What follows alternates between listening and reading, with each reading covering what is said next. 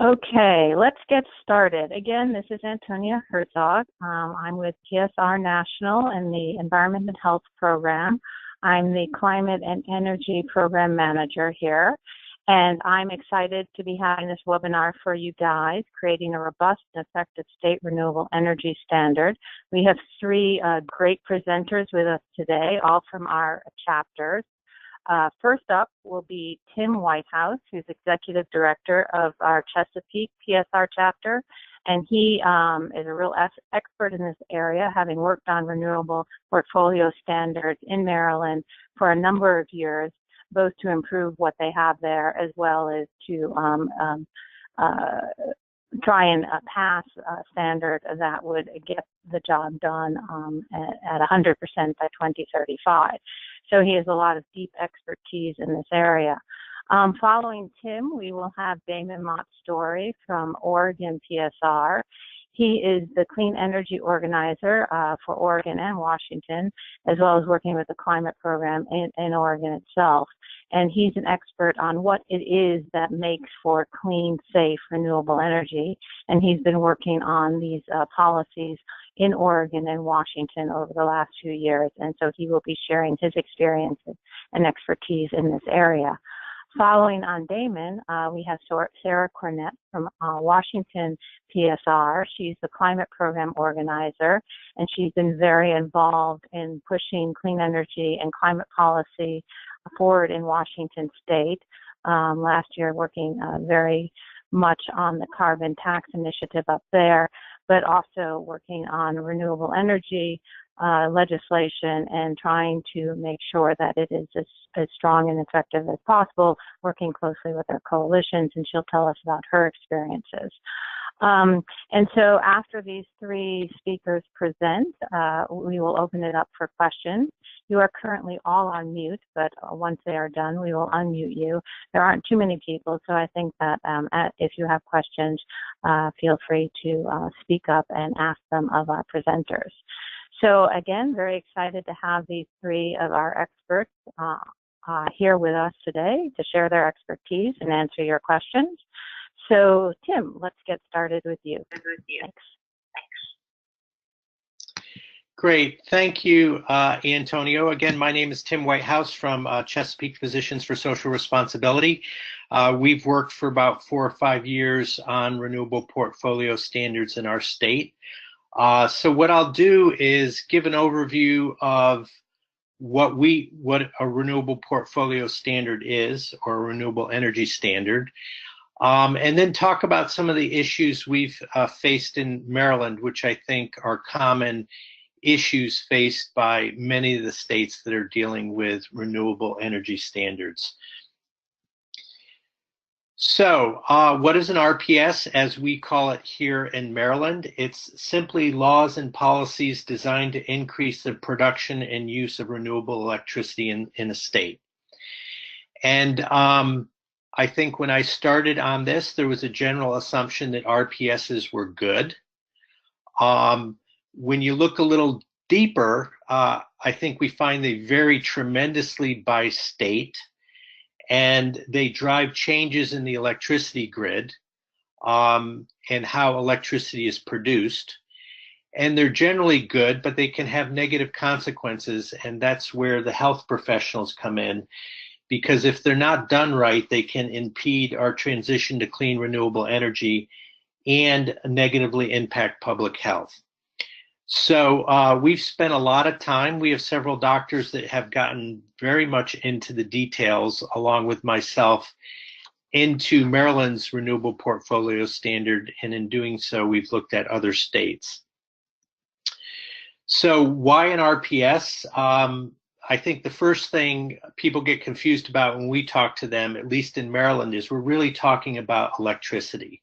It may differ in other states, but in Maryland, we are talking about the electricity sector, and in the United States, that's about 28% of the greenhouse gas emissions. And I'm told by experts that in theory, at least in theory, that it's easiest to reduce greenhouse gas emissions in this sector than many of the other sectors, and that it's a good place to put your energies. into that. So in Maryland, we get almost all of our energy from coal, natural gas, and nuclear. And this is slide is an annual share of U.S. net electricity generation. And I think it reflects what's happening throughout the country. In Maryland, we're not even quite this good. We have a very dirty energy mix. So we know coal use is going down, but we know natural gas is going up, and that's no better for the climate than coal. Nuclear's been very steady. Hydro's been fairly steady also. And renewables are ticking up, but not at the rate we need them to tick up. And so our goal through renewable portfolio standards is to get that blue line on the bottom you see that's slowly going up to go up much more quickly. There is tremendous opposition to rigorous renewable portfolio standards, renewable energy standards throughout the country. These are huge political fights. This is a map of states that have renewable energy standards, either mandatory in the dark green or voluntary in the light green or none at all in the gray. Some of these standards are very good and aggressive. Others are not good at all. And some may actually impede the transition to clean renewable energy. I would say even the gray states on this map, which are the states without standards, are affected by the standards in other states. So Maryland, where we are, we purchase renewable energy credits from West Virginia, Kentucky, and Tennessee, which do not have standards, as well as Indiana and Virginia, which have voluntary standards.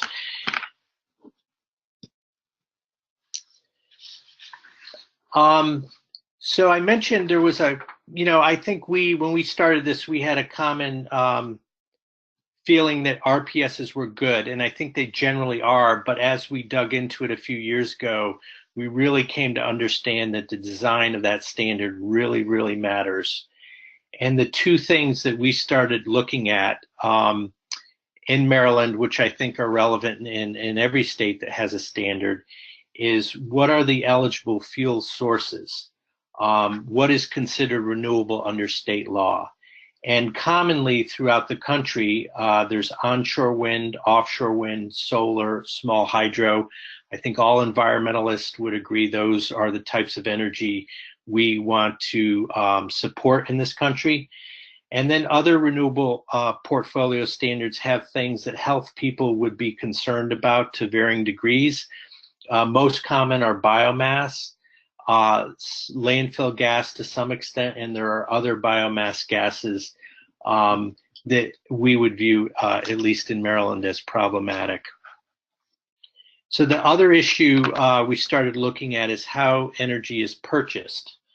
And this varies tremendously, again, by states. So the first is long-term contracts. For renewable energy, clean renewable energy, such as wind and solar, long-term contracts are really necessary to make the solar and wind competitive because they ensure financing of new projects and they drive the cost down. So when you hear Google or Apple are buying 100% clean energy, they are doing it through long-term contracts. And many states' utilities will strongly resist long-term contracts for solar and wind. There's another issue that's fairly complicated. It varies by state, and it varies to the extent the state and how they regulate the utilities. But they're bundled and unbundled renewable energy credits. So briefly, if you're interested in finding out how your state does it, find an expert that's not an advocate and try and talk to them about what this means for your state.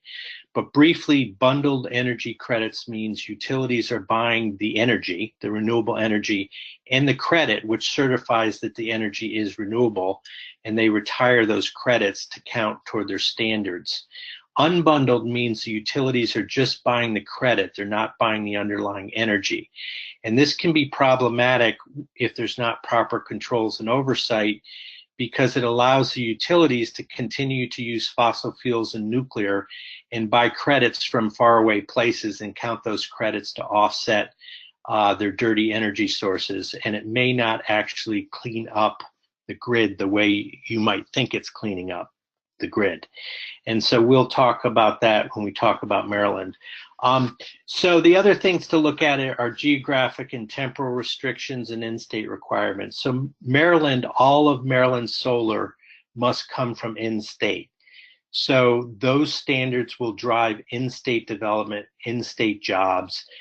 That energy will cost a little more, but it's creating economic development in the state. Other states, such as Illinois, for their renewable energy, it must come from Illinois or an adjacent state if it's in the public interest. And what do I mean by a temporal restriction? So if you're talking about credits, for example, in New York, they must come from facilities that commenced operations after January 2015. And so New York is really trying to use their subsidies and their support and their credits to support newer energy sources in the state. So Maryland's RPS, this is just a graph, a chart of what it looks like. And I think the important thing to look at is the year of 2020. And 2.5%, you'll see on the third column, must be in-state solar. Up to 2.5% can be offshore wind. I will tell you that will be zero. There will be no offshore wind by 2020. And total of tier 1 energy will be 25%. And so that looks pretty good. 25% renewable energy by 2020 looks on paper great. But Maryland's RPS has a number of problems. This slide shows the fuel sources of Maryland's RPS in 2017, which is the last year that the data has been compiled by the State Public Service Commission. So in 2017, about 1.15% of our renewable energy was in-state solar. So you got about 1.15%, very small. All of this graph you see here are the other energy sources, the credits that Maryland utilities had to buy to comply with state law. When you start to look, well, wind is 43%, so that might be good. Water, the green, is 13%. But when you dig a little deeper, 41% comes from biomass gas, black liquor, and incineration. And black liquor is a fuel source for the pulp and paper industry. They've been using it for decades. It's a waste byproduct. It's terribly polluting. It's worse or as bad as coal. And that's a huge part. That's the red part of our renewable portfolio standard. And it comes largely from pulp and paper mills in Virginia, Ohio, Tennessee, and North Carolina. So 41% of our RPS is dirty by any standards and as bad or worse than fossil fuels. The other problem is taking away the solar, which is in-state. These are all unbundled credits, meaning the utilities in Maryland still have to buy energy from their traditional sources of fossil fuel and nuclear, and they buy these credits from out of state. So in some instances, it's clear they're actually compounding the problem, not making it better, of dirty energy and carbon emissions. In fact, in 2015, there was a study by the state that found that our RPS, these credits we were buying, had higher CO2 emissions than the current fuel mix that the utilities were actually using in the state. There's been no study done yet in 2017, but the figures are similar. So we have a problem in our renewable portfolio standard. The other problem is that 83% of these credits, and again, these are just credits, are out of state. So that's money from Maryland ratepayers that are leaving to go to other states to buy dirty credit, largely dirty credits, some clean credits like the wind and water, from facilities that already exist. And there's no standard about whether these facilities actually need the support of Maryland ratepayers. And the cost to Maryland ratepayers is in 2017, when these credits were fairly cheap, was $50 million.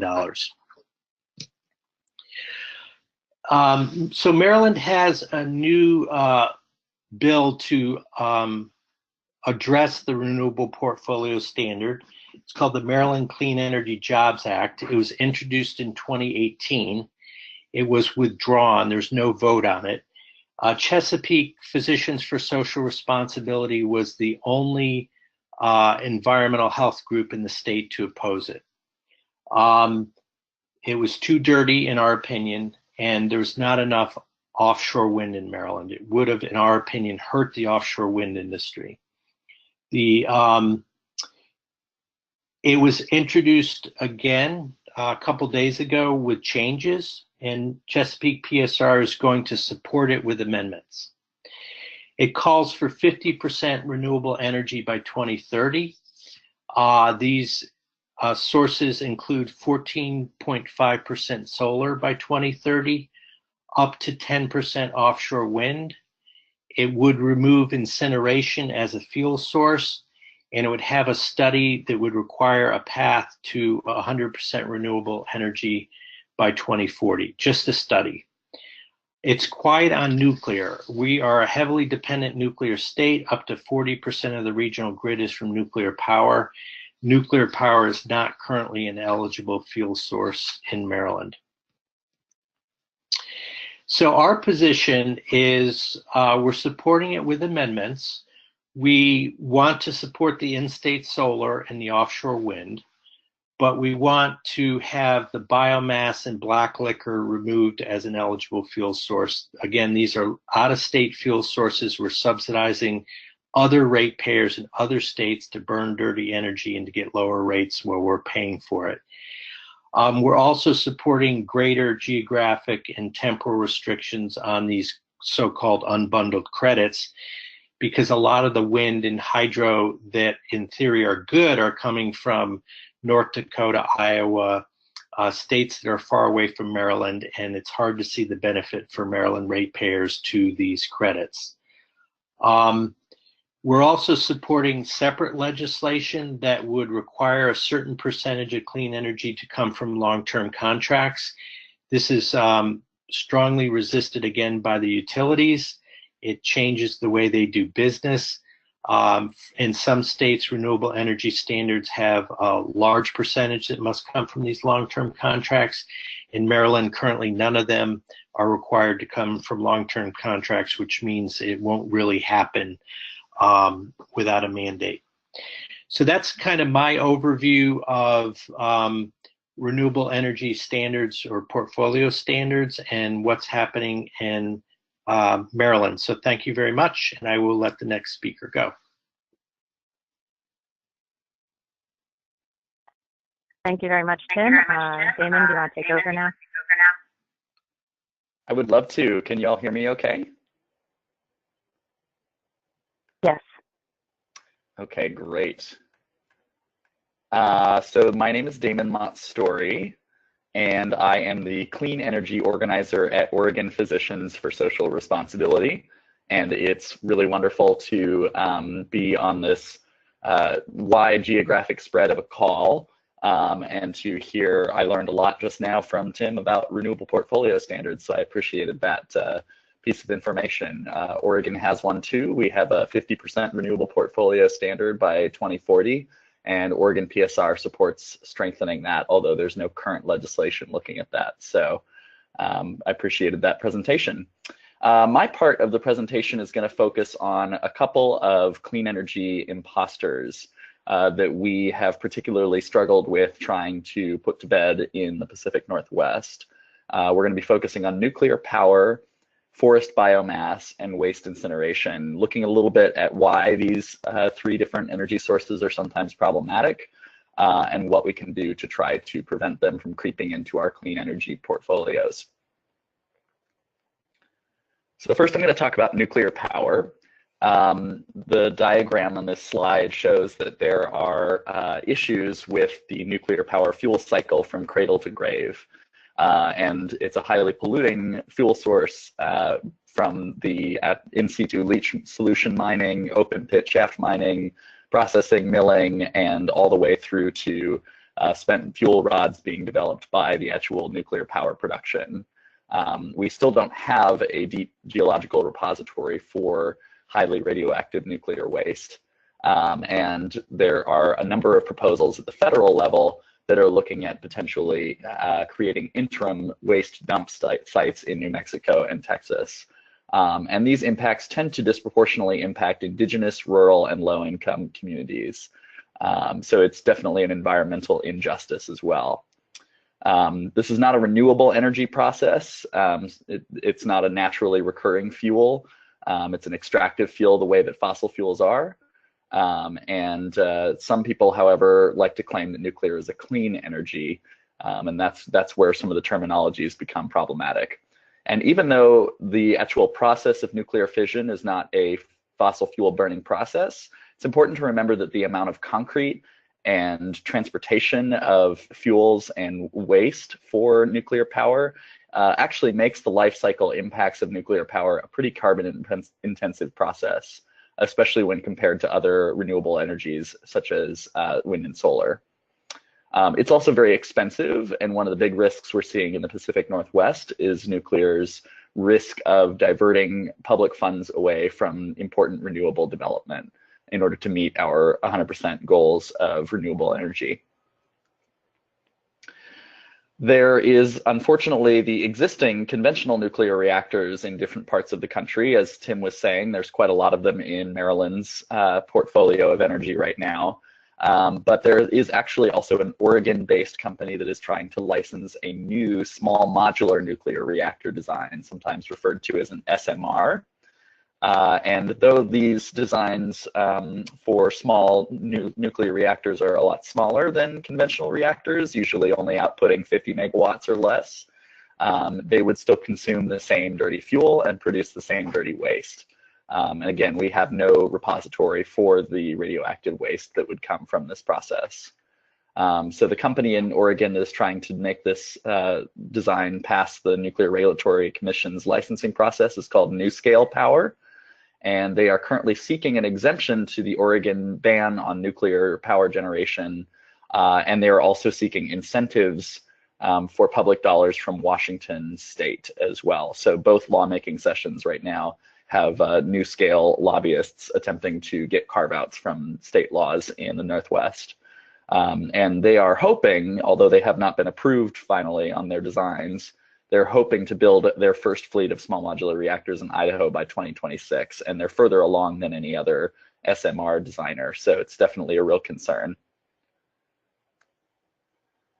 So the policy recommendation for preventing nuclear power from creeping its way into clean energy standards is to ensure that you use renewable energy as a terminology whenever possible, since the nuclear industry is trying to brand itself as clean and carbon-free. And you'll notice that down here on the bottom part of this slide, that this is the NuScale proposed power project, the carbon-free power project with Utah Associated Municipal Power Systems.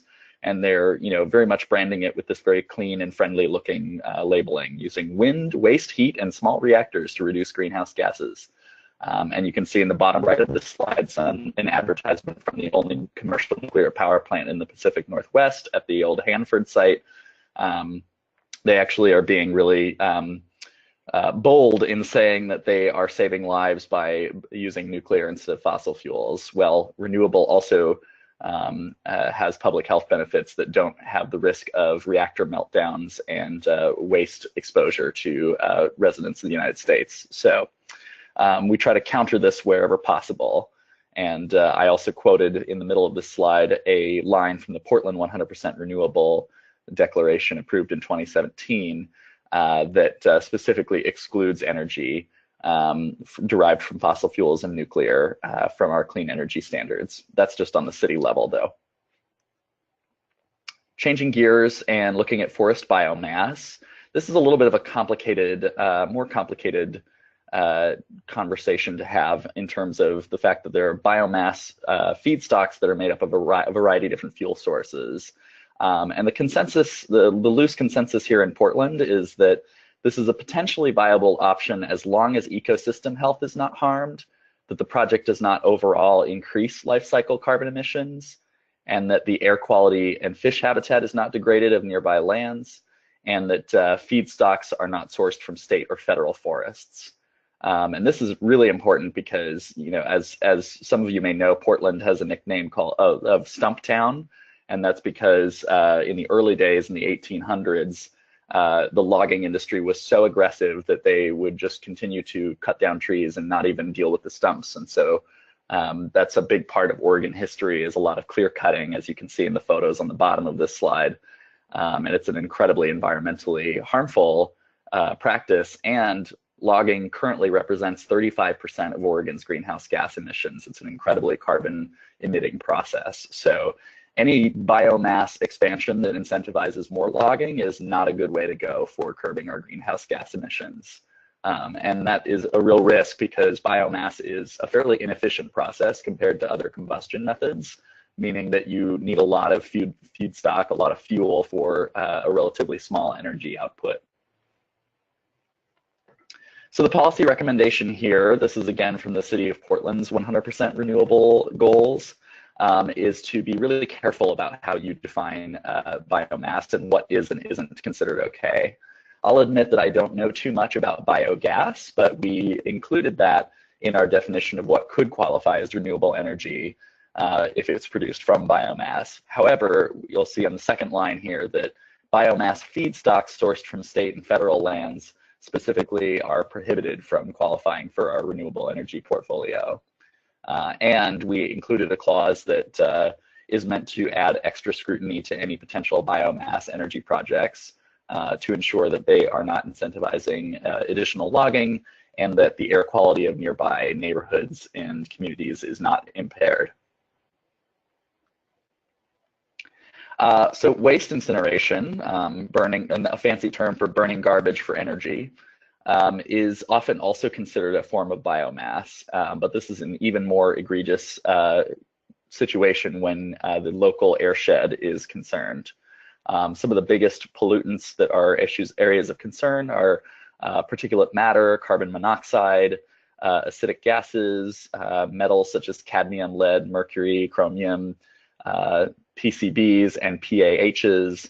All of these are linked to a wide variety of different health issues and are sort of a little bit similar in a lot of ways to some of the things that we see are problems with fracking wellheads and the communities living near fracking sites. So this is a big environmental concern, and there are a lot of epidemiological studies showing that there are increased respiratory symptoms in populations living near incinerators, such as the one pictured here, about an hour south of Portland in Salem, the state capital of Oregon. So waste incineration emits a large quantity of carbon dioxide, nitrous oxides, and other potent greenhouse gases. And this chart from the IPCC 2007 report on mitigation of climate change waste management shows us that there are sort of differences in the efficiencies of reducing methane emissions in our garbage disposal. And incineration was one of the least effective practices for reducing methane emissions. And landfilling and recycling actually ended up being, landfill methane recovery and recycling were some of the more effective methods of reducing methane emissions from garbage. So even though landfilling our waste is not an ideal situation, it is much cleaner for regional airsheds and actually reduces less methane and greenhouse gases and allows us to capture more of that methane than we would if we were to put that garbage into an incinerator. So the policy recommendation here is we need to be very careful in ensuring that waste from incineration, especially from medical waste and municipal waste sources, do not qualify as renewable energy in our jurisdictions. Covanta is the company that owns the incinerator in Oregon, and they own incinerators in a number of other states. So watchdogging them to ensure that they are complying with best available air toxics monitoring is important. And an example of the need for watchdogging this issue comes from the just released Clean Energy Jobs Cap and Invest bill that Oregon is considering right now, that specifically excludes greenhouse gas emissions from direct combustion of municipal solid waste to generate renewable energy. So it's setting a dangerous precedent here because it's calling it renewable and not covering the emissions from that sector. So this is a very hot issue here in Oregon, and we're doing everything we can to try to stop this. So with that, I'm going to turn it over to Sarah, who's going to talk a little bit about some clean energy policy in Washington State. I am always so excited to collaborate with Sarah on a variety of different projects in this region, and I hope you all will enjoy hearing from her. Great, thank you so much, Damon. Now we'll turn to Sarah from Washington. Great, thank you, Damon.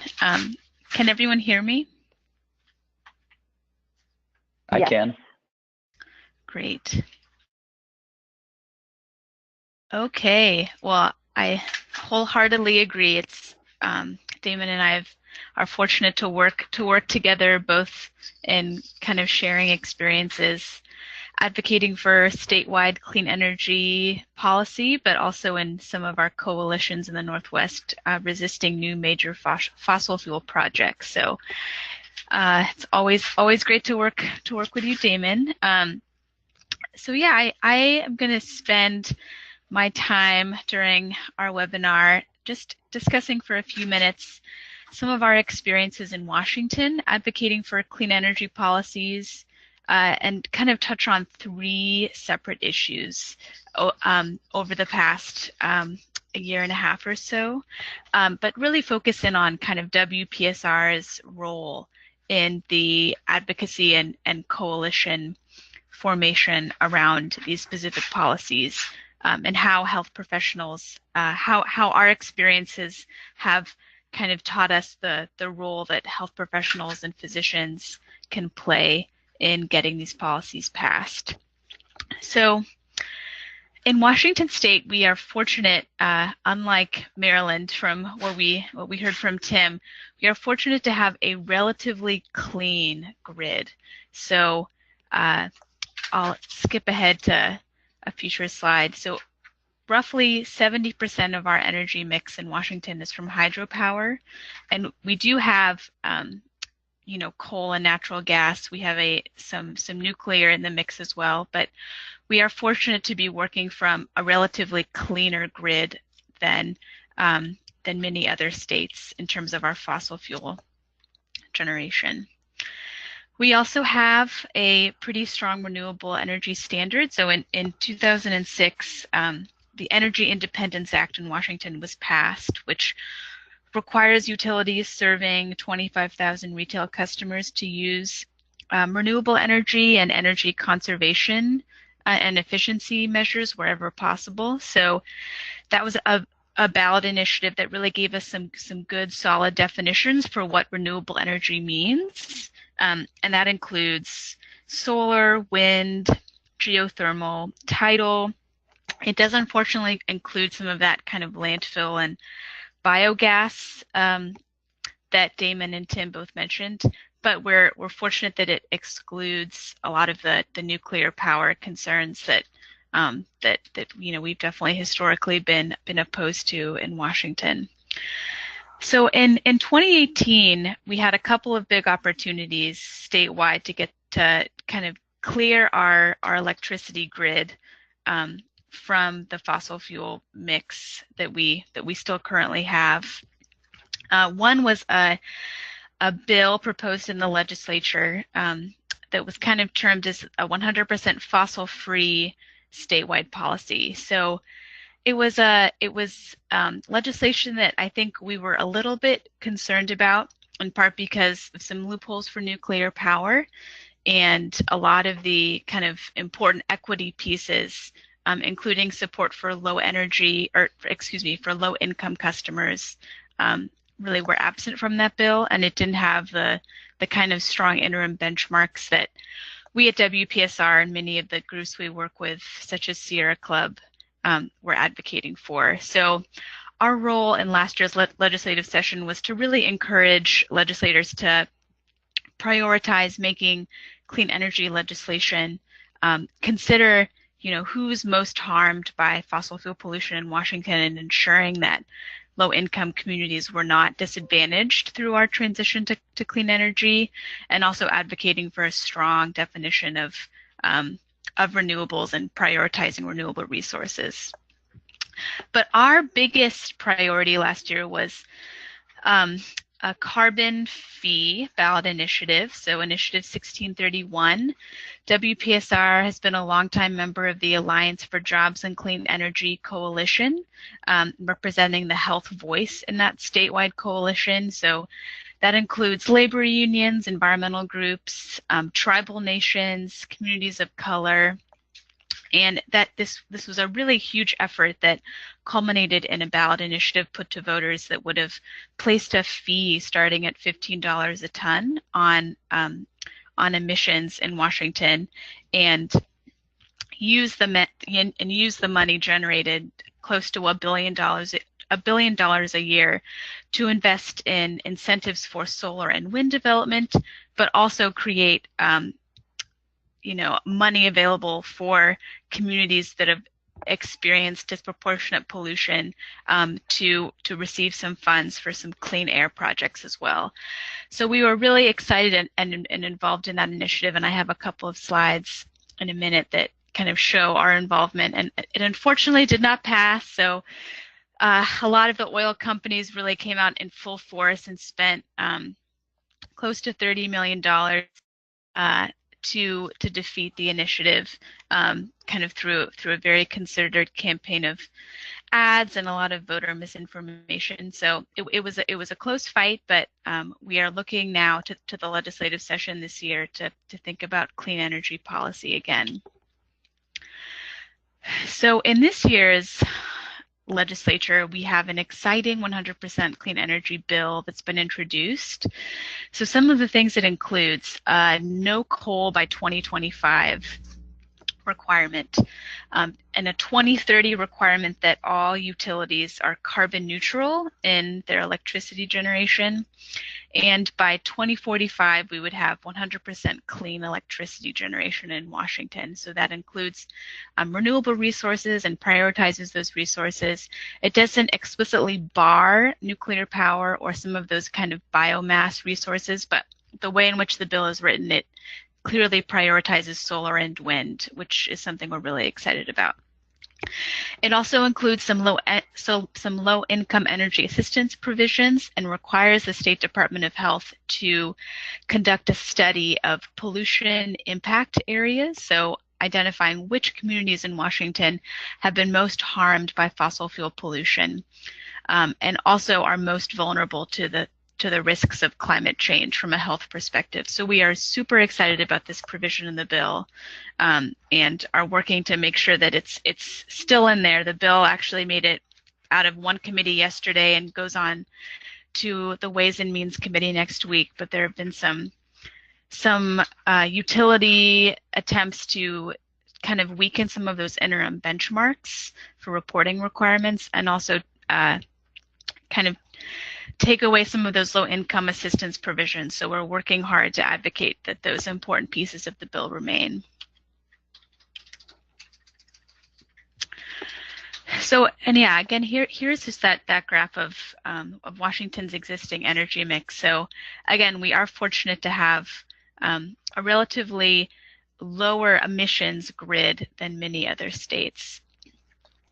And I think, we've been thinking about this specific bill that's currently making its way through the legislature as one piece of the puzzle in our transition to a clean energy future, and one that really recognizes our need to lower emissions in every sector. So you'll see here, this is a graphic from Washington State Governor Jay Inslee's office. His priority this year has been to introduce kind of what he's calling as a suite of policies that reduce emissions. So you see this 100% clean electricity bill is expected to reduce emissions by 5.9 million metric tons a year, or excuse me, in 15 years. But there are also some other bills that WPSR is supporting, including the Clean Buildings Package and a clean transportation, or excuse me, a clean fuel standard that would really have an extremely meaningful quantitative impact on our emissions. So WPSR's role, so again, we are the health voice in a coalition of groups that includes the Sierra Club, Union of Concerned Scientists, other statewide and environmental and energy conservation groups to really get this bill over the finish line. So I went last week with a carload of 6 of our WPSR members to a lobby day, which was really fun. So we talked to legislators about why health professionals are, supporting this and kind of how they're seeing climate change impact their patients. And with the 1631 campaign, we really provided a lot of kind of health information and powerful messengers. So that was something that we were really proud of, kind of convening the medical voice to show health professional support for these policies. You'll see here one of our members, Dr. Anita Penuelas, who's a family physician in Seattle, actually appeared on a TV ad.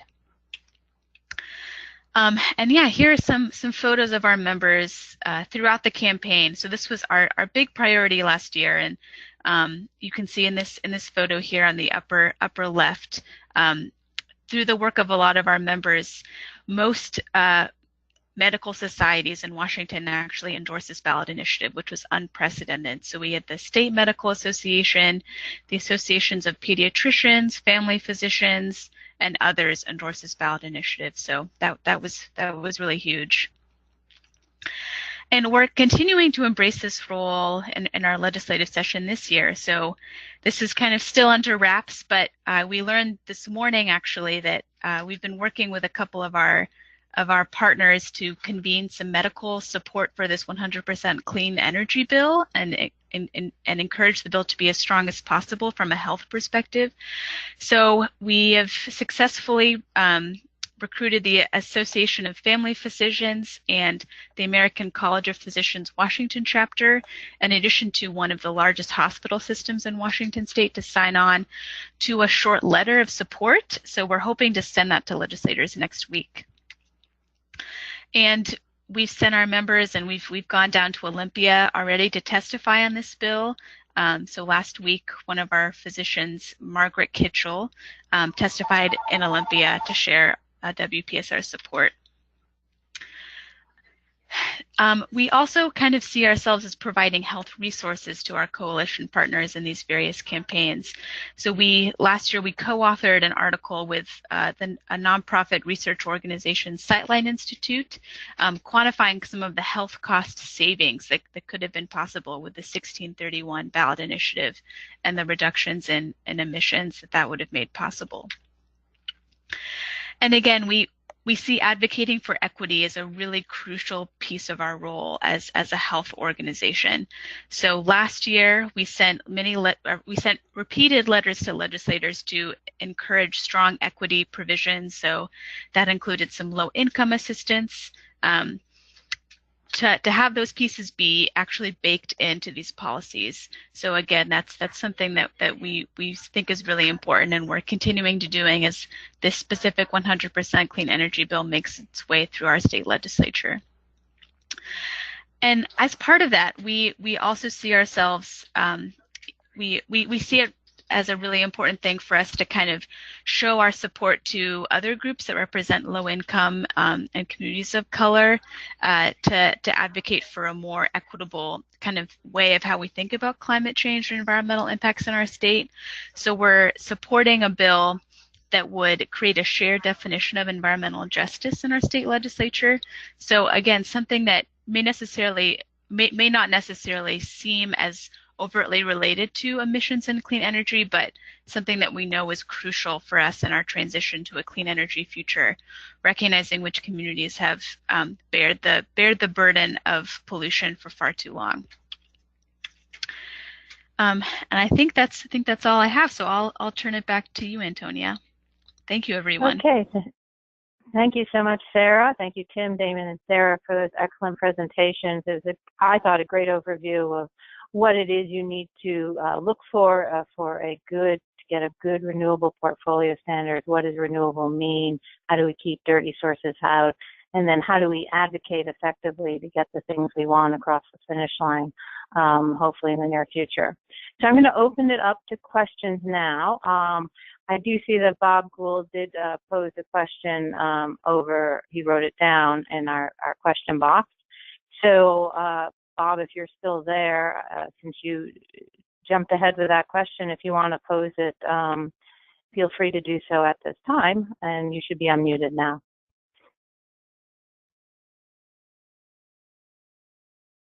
Is Bob still there? Oh, unmuting didn't work. Hold on one second.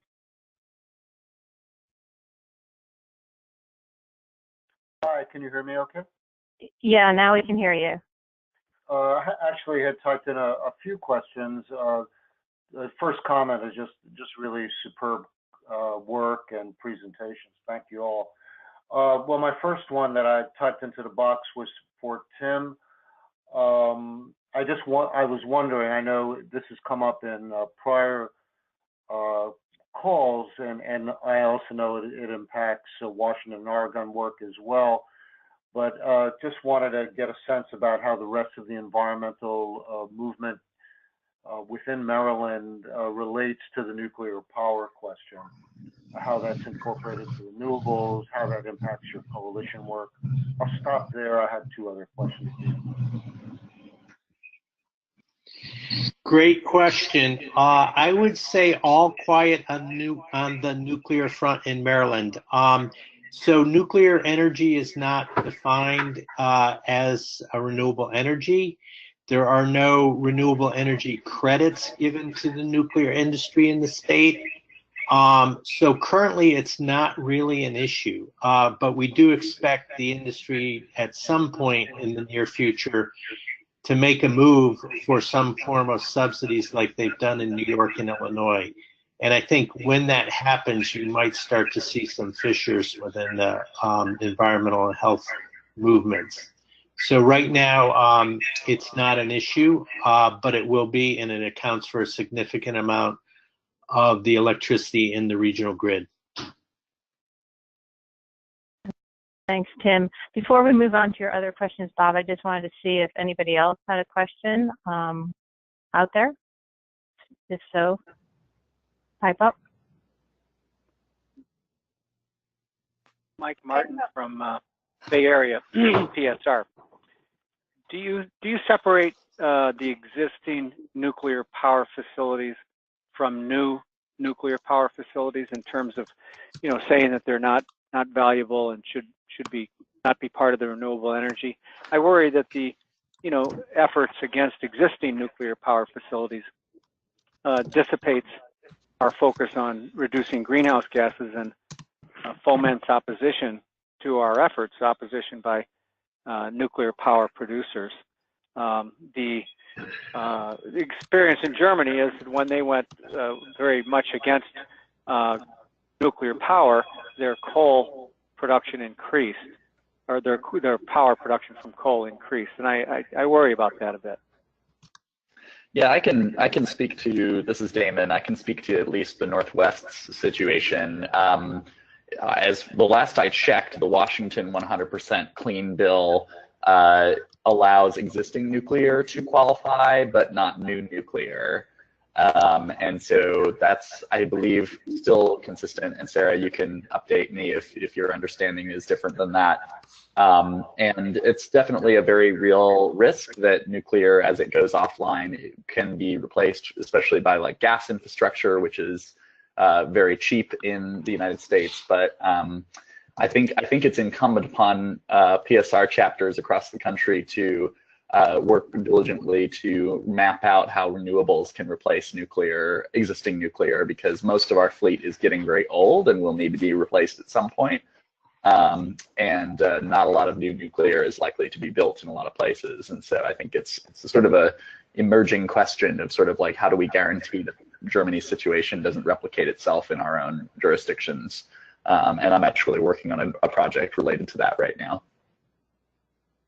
Yeah, this is Sarah, and I'll just add that the way that the Washington 100% clean energy bill is written, it calls for the least cost alternatives when utilities are making new investments in resources. So by calling for the least cost alternatives, it's essentially creating a requirement that solar and wind are really prioritized in that, because as Damon said, nuclear power is just so expensive. And this is Tim. In Maryland, there are no licensing issues in the foreseeable future that I'm aware of for our nuclear power plant. So again, it's just not really an issue right now, but it will be at some point. So there's no action that anyone can take against the current existing nuclear power plant. There's no effort to shut it down. And as far as I know, there's no issue that anyone can hook onto at this point to either oppose or support the power plant. And there's no proposals to expand nuclear power in our area. Thanks. Okay, thank you very much. Does anyone have another question? We have a few more minutes. Hi, can you hear me? Yes, we can hear you. Go Okay, ahead. this is Maureen in Iowa. I really appreciated all three of these presentations. I was wondering, given that we're so much smaller, if there's any way that an intern with PSR National might be able to do some limited analysis, sort of like what Tim did on the renewable portfolio standards. I was really quite shocked at how we go around using these kinds of terms thinking they're positive, and then hearing what Tim had to say about theirs. And then secondly, I wondered if anybody could talk at all about energy storage as a source of energy, since offshore wind or hydro anywhere near the three presenters who have these resources close to the coast. So two very unrelated questions, one for national and one for whoever. And Maureen, I can get back to you. This is Antonia on the national question. So let's turn to your second question, and the presenters can respond to that on storage. Yeah, this is Damon. I'll just say that there are a lot of very competitive bids out there right now for wind and battery modules, and as well as solar and battery modules. Those are coming in at cheaper and cheaper prices in a lot of different areas. I know that in Arizona, the Tucson utility was recently purchased a pretty sizable solar and battery module that was meant to sort of provide base load capacity for the grid area on a renewable basis. So I know that that's one of the most promising sort of options out there. There's also some jurisdictions that are looking at pumped hydro, basically creating reservoirs that you can store electricity in as a sort of a gravity battery. But there's a lot of continued conversation and exploration needing to be done as far as the ecological impacts of that. So as far as you know, none of that's in renewable portfolio standards as of yet. It's all under investigation. I'm not sure about that, but I think the latter. I think what you're saying is, yeah, I don't think it's a big part of renewable portfolio standards in many places, but I'm not sure.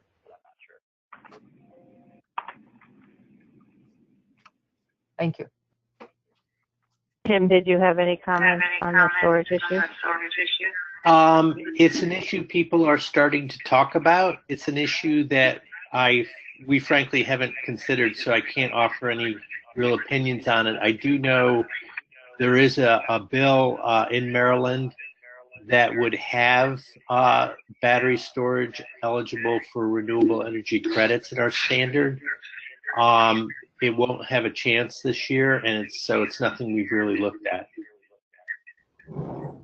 Okay, thanks. And of course, the issue is that many renewables, as we know, are intermittent, and so often people who are arguing for some of the dirtier sources like biomass or even, frankly, gas that is often an argument that they talk about it being base load and continuous. So it is something needs a lot of thought and work on still, I guess. Any other questions? Oh, there's. This is Bob. If there are no other questions, Yeah, go ahead, Bob. Sure.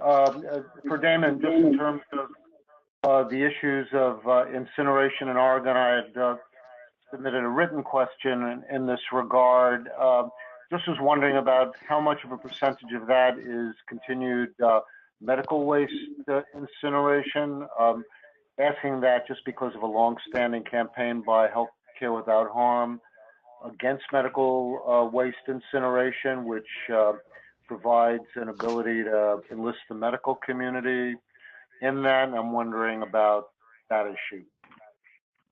That's a very good question, Bob. I'm afraid I don't actually know what percentages are, but as you well know, medical waste is actually some of the most toxic to incinerate.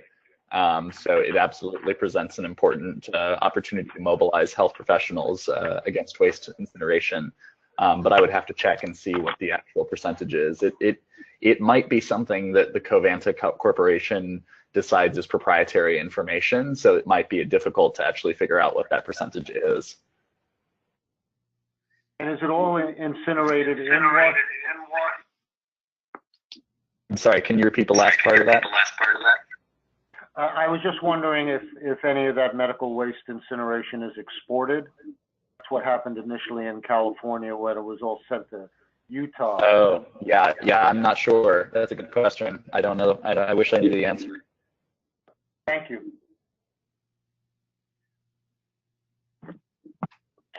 Okay, there's also a question here I see from Jed. Jed, if you're on the phone, do you want to pose your question? Are you wanting to talk? Yes. Okay, yeah, so my question is, what level of renewable standards is really adequate to work towards?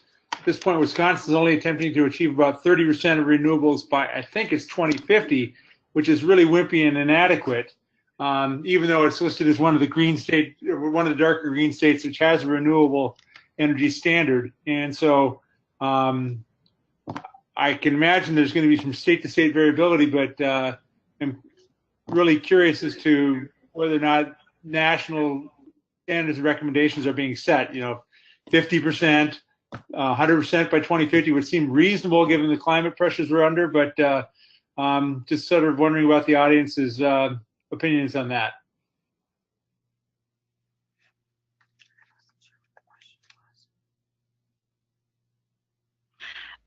This is Sarah. I'll just speak to our experiences and kind of being part of the coalition of groups that have coalesced around advocating for the bill and setting the date of 2045 for our clean energy requirement. I think so much of it really is state dependent, and thinking about the kinds of pressures that your utilities could face without raising costs too much for ratepayers. I think it definitely seems like it really does depend on the kind of makeup of your state and the utility environment you have and how much investment is possible in renewables. So obviously pushing for the closest start date as possible, but kind of being in conversation and mindful about where utilities can go to make sure that rates and other adverse impacts don't occur. So that's not really an answer to your question, but that's kind of some of the conversations we've had in Washington when we set the 2045 date. Okay, yeah, we're currently over 50% coal. Yeah, this is Damon. I would just say that, shoot for 100% because we need to take really drastic action and we only have less than 12 years to do it. So I say, go as bold as you can go and let the politics water it down if it must. I would also say that's a great question. I would say go for 100%. You won't get it, but it starts the discussion. And wind is now becoming cheaper than coal and natural gas in the Midwest. So is utility scale solar. So the cost curves are coming down, and now's the time to start planning how to get there. Okay, well, we're at 4, so I'm going to tie things up. Thank you so much again to the presenters for their excellent presentations. I certainly learned a lot, and thank you all for your excellent questions. They were really interesting as well. So yes, I wish you all a very good day, and thank you for joining our webinar. Bye. Thank you. Thank you, everyone. Bye-bye. Thank you. Thank you. That was a good one.